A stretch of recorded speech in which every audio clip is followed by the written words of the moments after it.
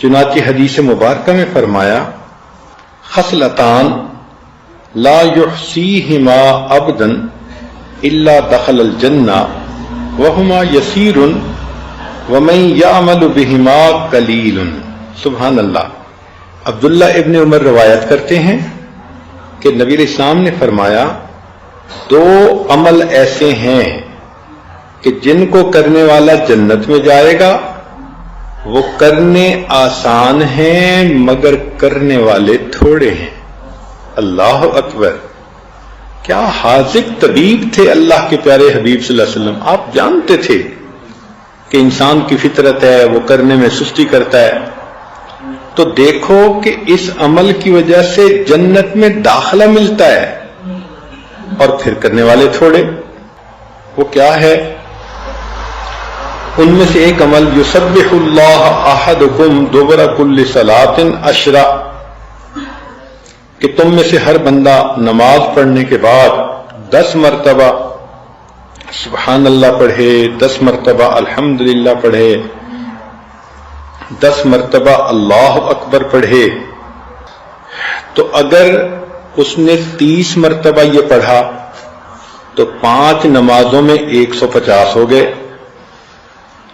اور فرمایا کہ ہر نیکی کے بدلے 10 نیکیاں، تو گویا 1500 نیکیاں مل گئیں۔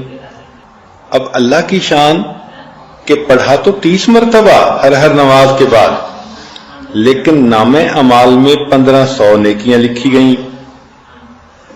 پھر نبی علیہ الصلوۃ والسلام نے فرمایا کہ اس کو اگر انسان اس طرح سے کرے گا تو اللہ رب العزت اس کو جنت میں داخل فرمائیں گے۔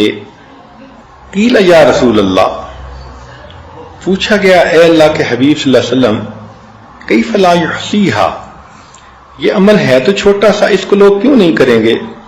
قال صلی اللہ علیہ وسلم، نبی علیہ السلام نے فرمایا کہ یأتی احدکم الشیطان وہو فی صلاتہ فیقول له اذکر کذا واذکر کذا ویأتیہ عند منامہ فینومہ، چنانچہ جب وہ نماز پڑھے گا تو شیطان آ کے کان میں پھونکے گا فلاں کام کرنا ہے، تو وہ اس کو پڑھے بغیر اٹھ جائے گا مصلی سے، اور جب نیند کا وقت آئے گا تو سونے سے پہلے اس کو پڑھنے کی بجائے اس کو نیند غالب کر دے گا۔ اس وجہ سے عمل تو یہ چھوٹا سا ہے اور جنت ملتی ہے مگر کرنے والے تھوڑے ہیں۔ اب دیکھیں نبی علیہ السلام کی بات 100% صحیح۔ ہم نمازیں تو پڑھتے ہیں مگر نماز کے بعد اذکار کوئی نہیں ہوتے الا ماشاء اللہ۔ خوش نصیب عورتیں ہوں گی جو تسبیحات فاطمہ ہی پڑھ لیتی ہوں، اور کئی تو آیت الکرسی بھی نہیں پڑھتی حالانکہ اتنی اہمیت ہے اس کی۔ اور یہ باقی اذکار یہ تو ذہن میں خیال ہی نہیں جاتا۔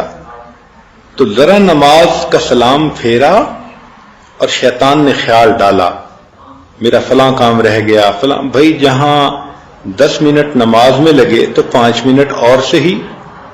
تو تسلی کے ساتھ نماز کے بعد کے ان اذکار کو کرنا چاہیے تاکہ اللہ تعالیٰ اس کے بدلے ہمیں جنت عطا فرما دے۔